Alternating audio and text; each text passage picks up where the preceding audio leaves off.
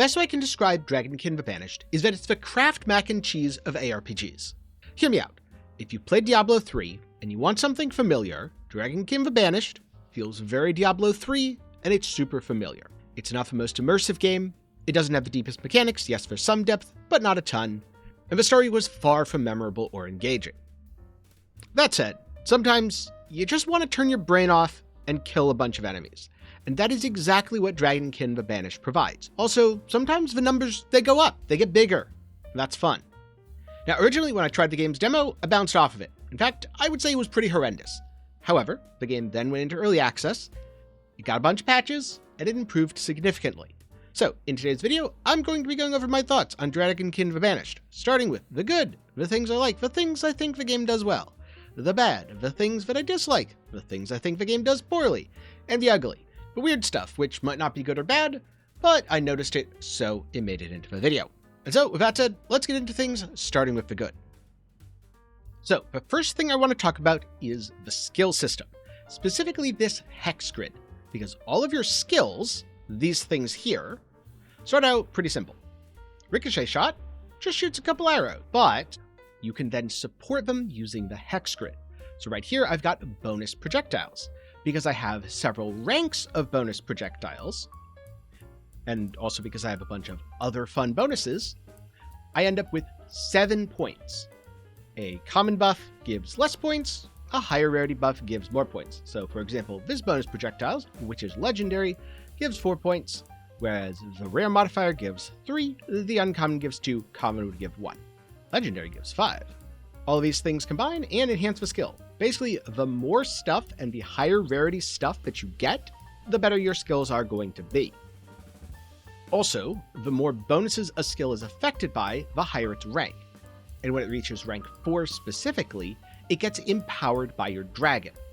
That's why Ricochet Shot, as you can see, has this really cool poison aura. On the other hand, Volatile Decoction, which is rank 3, it only has 10 points. It doesn't get the cool aura. So I should probably rearrange my skill grid and make this a little better. Then you've got the Wyrmling skills, because yeah, there's an adorable little dragon guy. They fly around, they help you, and you can put worm skills like Deadly Aspirations into your skill grid. These automatically trigger when you use certain attacks. So in this case, Deadly Aspirations is activated from any other active skill, which means as I'm using Ricochet Shot, it activates. Now, there's a lot of room to min-max this. I would say my skill grid is nowhere near min-maxed, both from a perspective that I have a lot of green and blue modifiers that I probably should be swapping over to legendaries and divines and also special mythics, but also from the fact that I'm sure this isn't the best possible configuration. It's a decent one, it certainly worked well for me up to level 50, but it could be better. So, if you're looking for depth in the game, I would say this is the deepest system, and that's also why it's one of my favorites. With that said, let's say you don't like engaging in super deep systems. Can you get by? Yes, it might be a little harder, your DPS might be a little lacking at times, but you can certainly get by with the basics like reading skills enough to know, okay, explosive shot skills off of projectiles, so I want to put some projectile modifiers around explosive shot. And maybe I don't want to put as many projectile modifiers around Malignant Assault, because that's a melee skill, and it doesn't create any projectiles. Instead I want melee buffs. Oh, and also, let me find one here, Shockwave. Shockwave is really cool because it creates a small explosion around enemies. So even if a skill is typically single target, or if it's like a big ol' AoE effect, like Treacherous Rain, shockwaves spread from enemies, and when stuff is clustered up, oh, it is so satisfying to watch the shockwaves trigger. And then after you've done all that and built out your hex grid, if you want even more power, you can actually fuse hex tiles onto your items. So here, I have Explosive Shot with Initiative. This means I get the Initiative modifier for my Explosive Shot on my hex grid. And again, because different rarities give different points, enhancing the effects, I can then put other Initiative tiles on my hex grid to enhance the effect further. Now, the next thing that I want to talk about is the Gift of the Eternal. This is a special drop that you get when completing dungeons and killing bosses. And you can kind of think of this as Loot 2.0. See, Loot 1.0 was boring. Kill a dude, stuff pops out. Okay, when you got good stuff, Loot 1.0 is plenty exciting. When you don't get good stuff, Loot 1.0 is boring. But now we have Loot 2.0, Gift of the Eternal. Now you kill a dude, click a thing, and choose from 3 different rewards: an item, a hex tile, or a stack of crafting materials. At least by default. Later you can modify it and have a chance for 3 of the same thing. You can also re-roll these rewards. If you don't like anything that's on offer, well, now you have a second chance and even a third. What I like about this system is that it's a great way to give players a stopgap while progressing. There are several times where I was missing a weapon, so I would use my Gift of the Eternal to fish for one, specifically by re-rolling the gear. Alternatively, later on as I approached level 50, I felt pretty good about my gear. Really, all I was missing was Draconics, which are super rare items. Everything else was good, but I might have needed something for my Hex Grid. As you could see from earlier, I definitely did. I wanted to get all of my skills to level 4. So, I would then roll for the Hex Grid tiles. And if all else fails, well, then I'd just grab the crafting materials, because you can always use crafting materials. And the third thing I like is the difficulty curve. Now, I do think Dragonkin the Banished is going to lean more towards the too easy rather than the too hard. Like I said, it's a chill time, it's Diablo 3 light. And at first when I started playing, I was on the default difficulty, I was destroying things without any effort. So I started tinkering with the difficulty modes. Think of these a little bit like Diablo 3 Torments, but with slightly different names to avoid the wrath of Activision's legal department. So here we have the game's difficulties. It starts at medium, enemies have relatively few bonuses going into hard, and it slowly scales up from there. One thing I like is there are relatively few hard breaks where enemies get a big boost. For example, going from Extreme to Desolation 1, you get access to mythical ingredients. Enemies go from 50 to 80% attack, which, yeah, that's a pretty big bump. Armor goes from 75 to 120, health 75 to 120. But it's not like it goes from plus 100 here to plus 1600 here. Similarly, when you go from Desolation to Calamity, there's a noticeable bump, certainly more from Desolation 4 to Desolation 5, which was a mere 10% on damage and like 15% on health and armor. But first of all, you get divine ingredients, and second of all, again, it's not the biggest jump. And then the last jump is, of course, going from Calamity 5, the second highest, to Apocalypse, the ultimate challenge, i.e. the highest difficulty, where you will just go to farm loot, and depending on how much you min-max your skill grid, you'll probably destroy stuff. Now next up, Dragonkin has a linear loot system. Higher level stuff is better. Higher rarity stuff, also better. Once you have equal rarity, that's when stats start to matter more. There are a couple exceptions, but generally that's the rule. And normally, this gets annoying for me pretty quickly, because the game will drop a ton of low rarity items that I'm never going to pick up. The good news here is that Dragonkin has a built-in loot filter. So, once all of my gear was rare, I hid uncommon items, and probably hid rare items pretty quickly, instead focusing on legendaries. Once all of my gear was legendary, I hid rare items, and so on and so forth. This way, I don't have to sift through a bunch of floor trash, the loot just goes poof, and I get some gold. The downside is that the UI is a bit awkward, but more on that later. If you've been watching closely, you've probably seen that quite a few of the UIs aren't the best in this game. Alright, now next up, I want to talk about a few more systems in Dragonkin the Banished. This is because they're neither good nor bad, but they do provide some context for things that I'm going to talk about next. So, first up, there's attributes.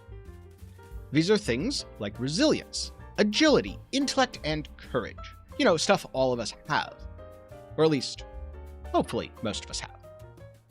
As you level up, you get points to put in them. So I have 100 agility, which means I get all of these bonuses. At certain thresholds, like 10, you pick from one of these 3 things. 25, you pick from 2. So it could have cooldown reduction. This lets me dodge more.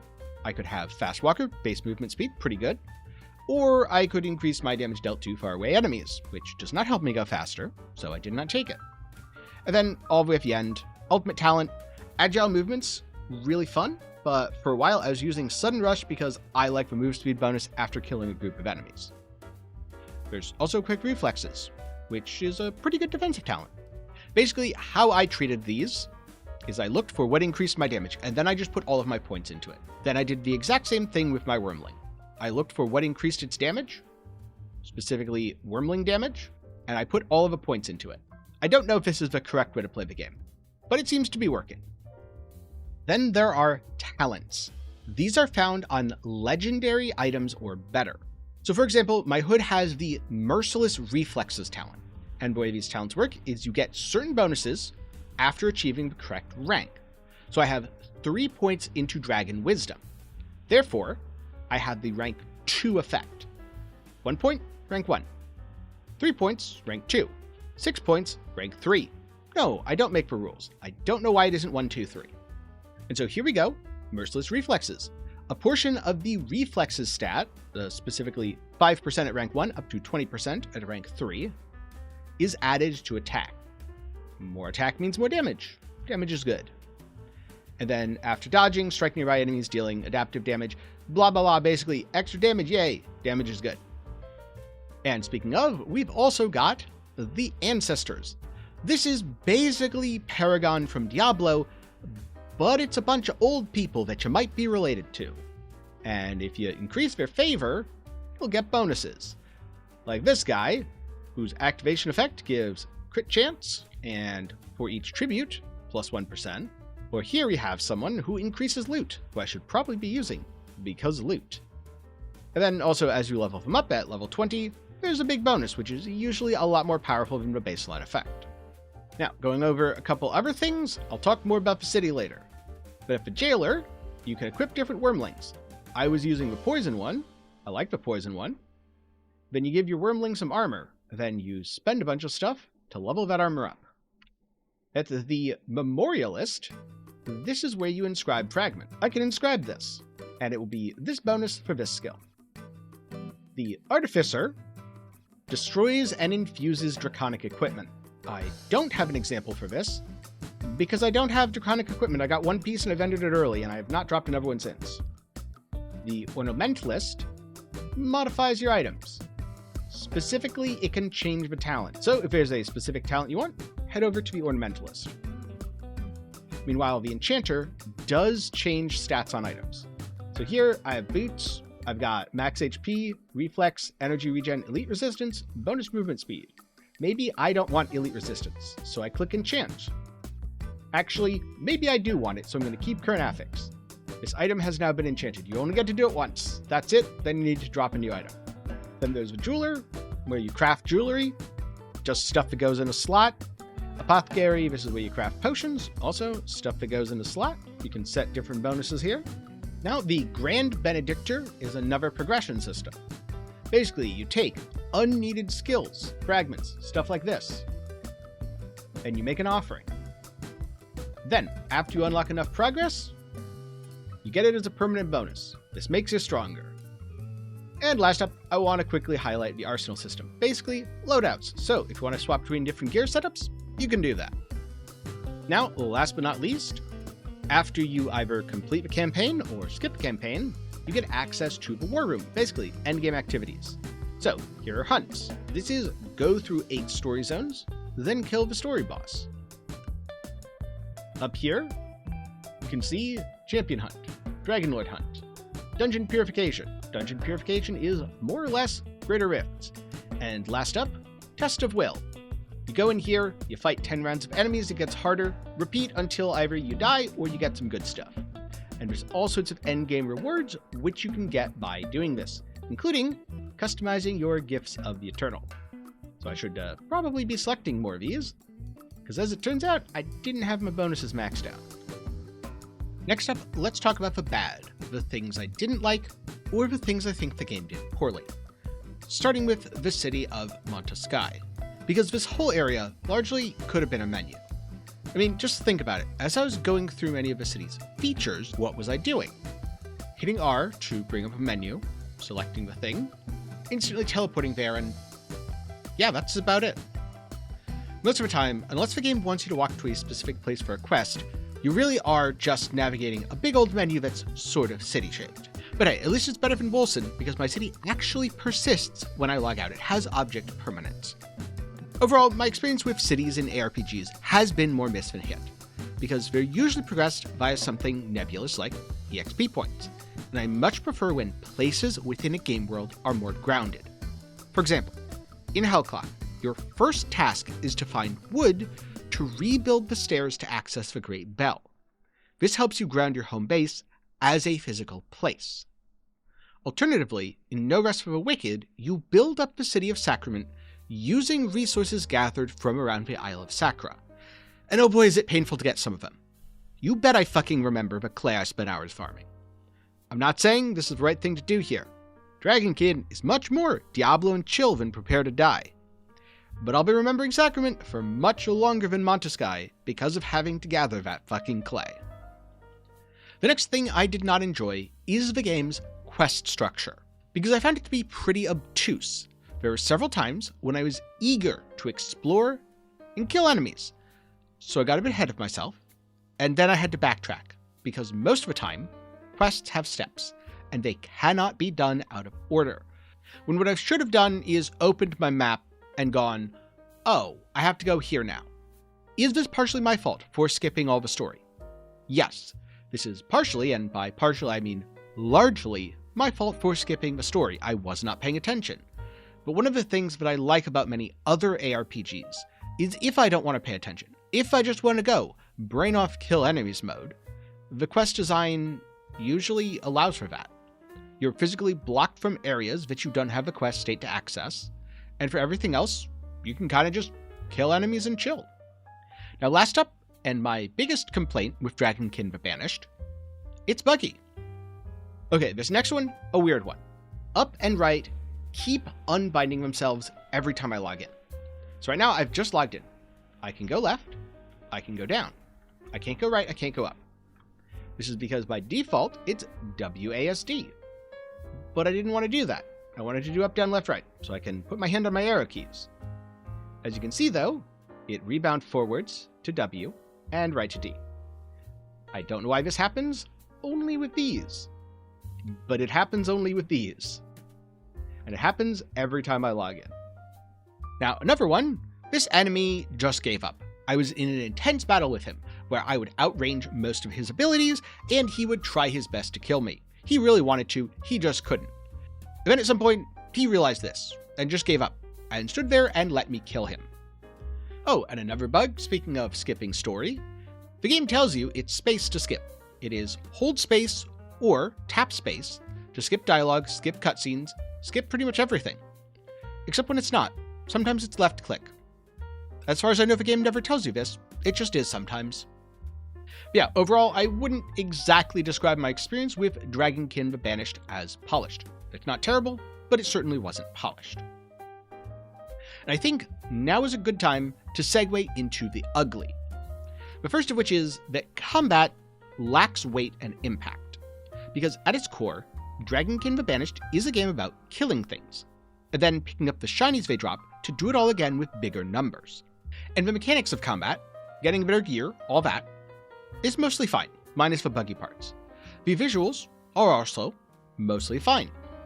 As a note on that, I did find that the game looked significantly better when playing on Ultra as opposed to High. This was particularly notable if I decided to walk around Montesquieu, but since I didn't have any reason to do that anyway, I don't think it's really going to matter. You're still going to be able to kill things, and the game has decent visual clarity for enemy telegraphs. But sound-wise, the game's not great. Just listen to this. There are certainly combat sounds happening, but they're not distinct, and I don't feel any weight behind them. There's no oomph. One of the most satisfying things about a game like Path of Exile is hearing that thump as you create an explosion chain that triggers and kills everything on the screen. This is super satisfying, and I suspect that's one of the reasons why so many PoE players love explosion builds. It sounds great.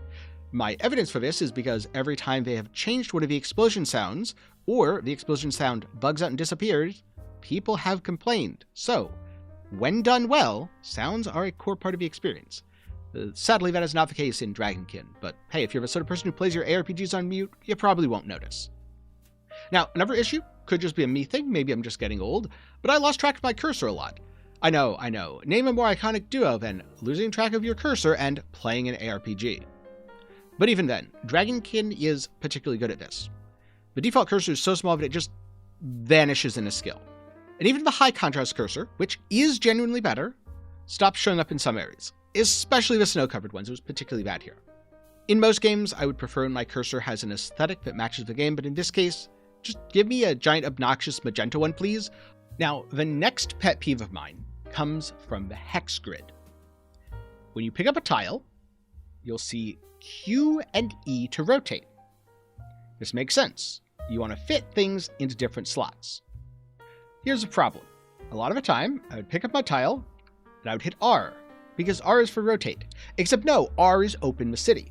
So then I'd hit escape, I'd hit I, open my inventory, or I'd hit K, go back to my ancestral grid, I'd pick up a piece, and I'd hit R again, because R is for rotate, and my brain will not let me forget that. So yeah. Will this affect most people? I suspect not, because most people are used to keeping their hand on WASD anyway. Q and E are easy, but I'm used to keeping my hand on the arrow keys to move around. So, when I think rotate, I think R because in most other games it's R. Okay, and last up, the endgame loop. There really isn't that much there. When I started doing the hunts, I realized I was replaying story missions, but they changed it up a little bit. When I was doing dungeon purification, I realized I was seeing a lot of the same dungeons really quickly. There's not that much variation. In addition, the loot isn't that interesting. Yes, getting different passives, different hex grid tiles will make my character more powerful. And if you just want to turn your brain off and watch the numbers go up and keep grinding for ever more perfect gear, I totally get that. That's not really for me. What I prefer is when I have to think more about my build. So I did like playing around with the hex grid because I had to think about, okay, how do I fit these things to get the maximum adjacency bonuses?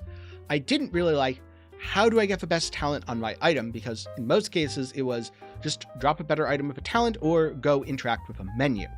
I suspect draconic items are very interesting, but since I only dropped one of them, I don't know if I was just unlucky, maybe I needed to play on a higher difficulty, drop more of them. Either way, I did not get very many, so I found loot pretty boring at that point, and I decided to move on to other games. And so that's the good, the bad, and the ugly for Dragonkin the Banished. Which only leaves one question. Should you play it? Well, hopefully at this point in the video, you should be able to decide that for yourself. But if you want my thoughts on a strict recommendation, yes or no, if you like Diablo 3, you've played a lot of it, and you want something that feels very familiar. Again, you want the Kraft mac and cheese of ARPGs.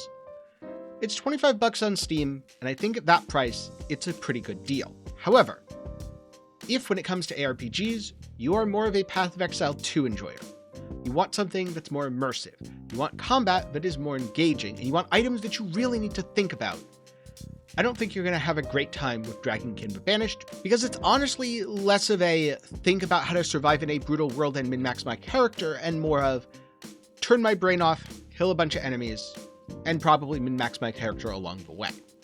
But those are just some of my thoughts. If you want to see more of my thoughts on Dragonkin the Banished or any other game, one of the best things you can do is get subscribed. The second best thing you can do is like the video. YouTube algorithm really likes that. And then the third thing you can do is follow my Steam curator page, which is linked down below, where I have reviews for basically every game I play, whether I like it, dislike it, or end up feeling kind of neutral.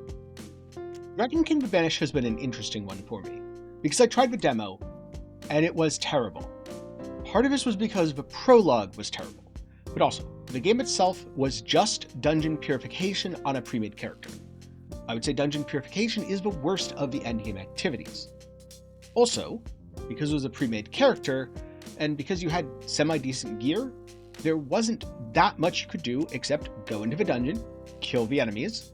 The combat was not super impactful, kind of like now, and that was about it. You didn't really get to experience progression. And I do think progression is one of the things the game does well, and one of the reasons to play Dragonkin. So, when the demo came out, I tried it, I did not like it. As a result, I gave the early access a pass, because I didn't want to play a game that I already knew I didn't like. When 1.0 hit, I saw some positive reviews, so I thought, you know what, maybe it's time to check Dragonkin out again. And I was pleasantly surprised. The game still isn't perfect. Personally, I did end up getting bored after about 24 hours shortly after reaching max level, but I can certainly see why people would like this game and why people would want to play it for dozens or hundreds of hours more. Turns out it's just not really for me, which is true of a lot of ARPGs, so I'm not entirely surprised. That said, I don't regret my time spent playing it, because it brought back a lot of fond memories of the good old Diablo 3 days. You know, back when the game launched and everything was terrible and then the game got good with Reaper of Souls, and it was a pretty chill game to play with friends. I didn't end up trying multiplayer, though I suspect multiplayer in Dragonkin is also quite a chill time. That said, if you want to see my thoughts on other games, you can check out other Good, Bad, and the Ugly up in the card and down below. I'll include some like my thoughts on Menace, Slave Aspire 2, Solasta 2, lots of 2s here, and Nevergrave, another game that I ended up bouncing off of. But that's going to be it for me today, so thank you very much for watching to the end. I'm glad you've enjoyed, and I'll see you in the next one.